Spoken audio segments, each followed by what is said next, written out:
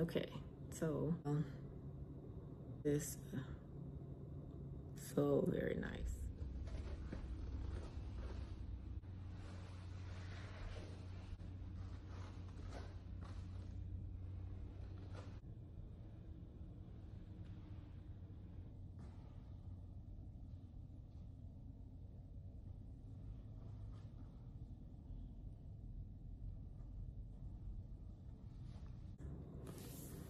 Once again, I'm tired. I have yet to get some rest.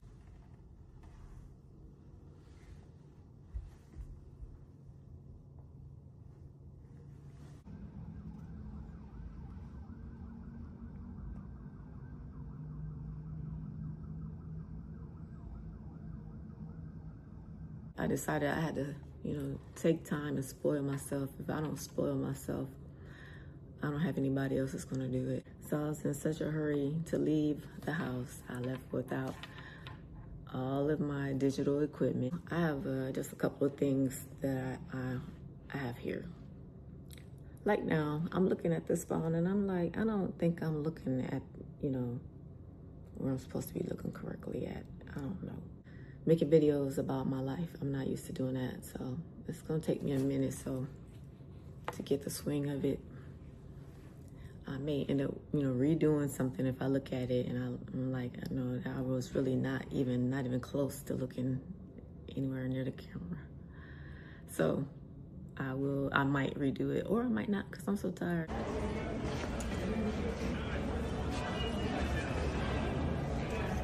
I was like, I'm telling you, I'm running around from one floor to the next floor I hit every floor that there was, and I went all the laps. And okay, if nothing else, I got my exercise. I got my steps in.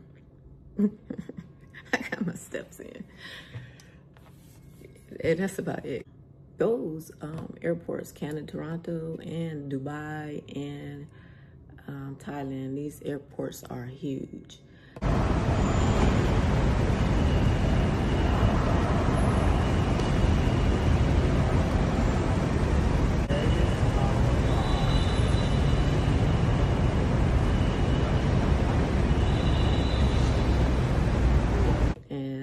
My first time flying was going to Toronto was an hour trip, and then to Dubai was it took 12 hours to get there.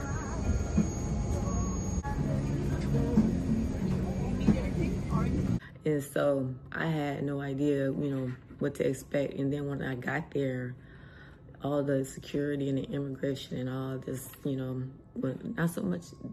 It was more so Thailand, I think, was like really heavy with the immigration process. It was like so many people coming in, and I just was like,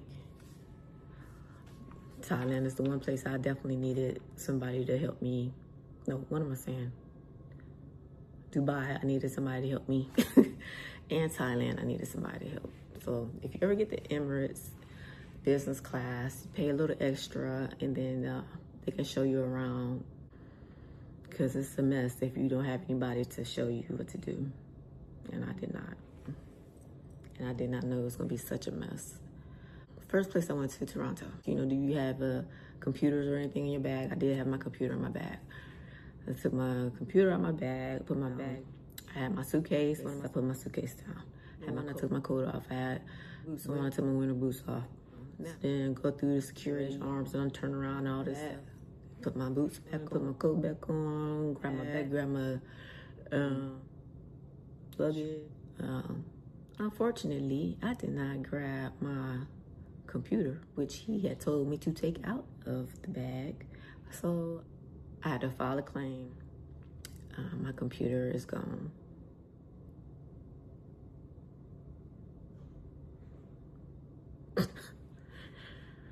To take the computer out of their bag. Okay, they got people coming up behind them, a lot of security on the other side of me, but I haven't got to them yet. I'm right here closer to where you are. We close enough to each other. It's like, I'm expecting you maybe to have my back, look out for a sister a little bit and be like, hey, ma'am, you ain't got your computer. No, that didn't happen.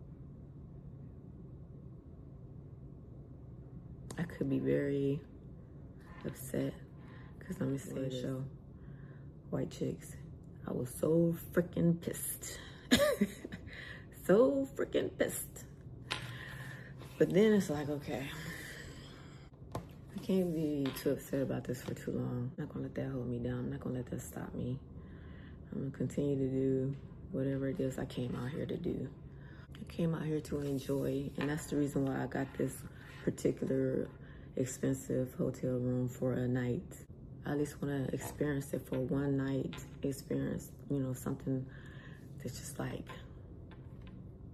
to make me feel like, okay, I did this, I made this happen, you know, with the help of God, of course. Like my mother always was like, or fly. And so I had a real fear of flying all my entire life. Such a rough 4 or 5 years.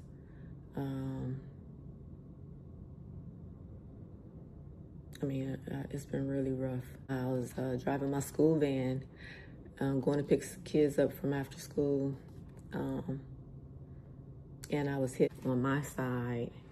And that was in 21. And thank God I didn't break any bones, nothing like that. When you get hit, sometimes the pain is like, some pain is just like gradually things start to change. So gradually, that's what happened to me. My hips were like, I had a hard time sleeping on one side or the other side. It's like I tossed and turned all night trying to get comfortable. The accident, like before the accident, me and my daughter had just joined a gym, and then like maybe with a month later, I was hit by that van. And so before that, I didn't have the problems of, waking up and feeling like, it wasn't like that at all. But now, since then, I wake up and I feel like, when you get hit, it's like you want to just have that bounce back. And like maybe sometimes you do, maybe just depend on how old you are, maybe sometimes, or not. Because I know it's young people out here who have experienced probably the same thing. And you think, you are doing fine, and then all of a sudden you get hit. Something out the blue. And then it really changed your life. Because, you're used to getting up and going, and then all of a sudden, your body don't want to get up and go like that no more. Dealing with pain, to the best of my ability. And just sitting and looking at the walls, and it's hard to be like in your 50s, and then, or even somebody who's younger and used to, making money, and used to having energy and getting up and doing what you gotta do. Then all of a sudden, you don't have that energy anymore. I know God was working on me while I was in my confinement.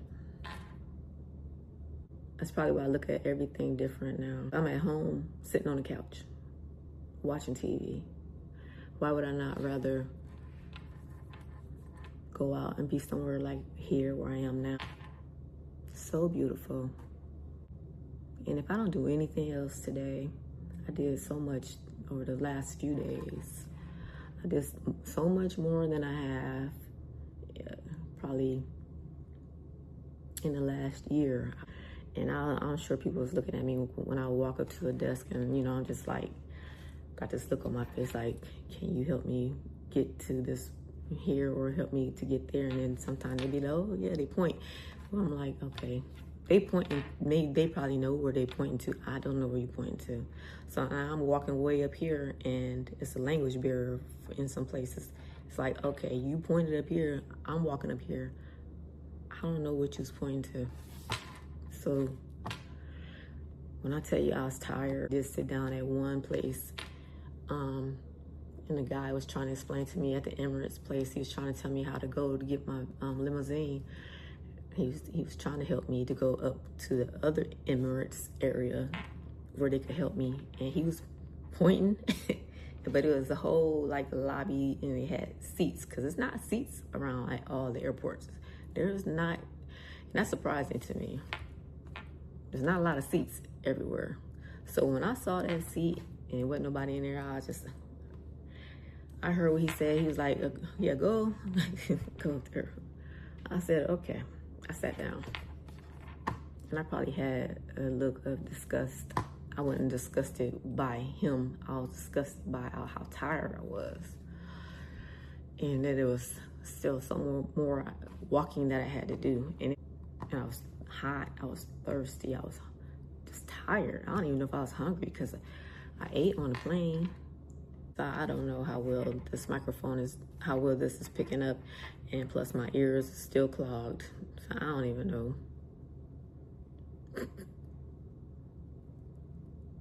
I don't know. If I would never have taken a chance and flew out here, I would never have seen any of this. I still want to let my whole life pass me by and not, see some of life. Not just be in Ohio and feeling pain and feeling like I'm getting older, and that's gonna be my life. And then to hear my kids talking about who's gonna take care of me, who gonna take care of mom? And they all volunteering. That's great.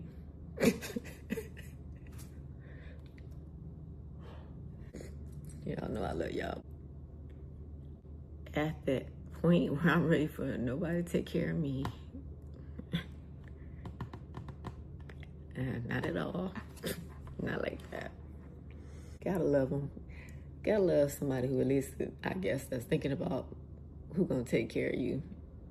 Because I know some people don't have anybody to even think about who it's gonna be. I appreciate the offer.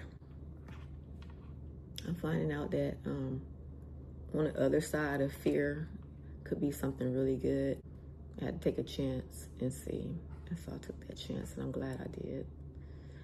Like I said, I did this with God's help, because I didn't think anybody who knows me, I'm sure if they see me and where I am now, they probably have to take a double look. And is that really what? Yeah, it's me. It is I guess my mom was trying to, keep me safe. But I think fear, like I said, is on the opposite. It's whatever you're trying to find out in life, the goal is on the other side of fear. When you conquer fear, whatever this is, like you're afraid of whatever it is, flying, or afraid of, I've done other things before. Yeah, writing a book, or taking a dance class, or I'm saying for anybody interested in doing anything, whatever it is that you want to do. It's probably, if you're afraid to do it, you're afraid, whatever it is, your happiness is probably on the other side of that. When you let go of the fear, that opens up a whole new world for you. I know it opened up a whole new world for me. Beautiful view. And if I don't do anything else but order something to eat, I did so much more than I've done in so long, it's not funny. For now, I gotta relax. And I'll be back with more updates later. So if you listened to this, and especially if you made it to the end of this video, thank you so much. Thank you. I still don't know if I'm looking at the right way. I don't know. I'm looking here, I'm looking there. I'll figure it out. But thank you, and peace. Thank you.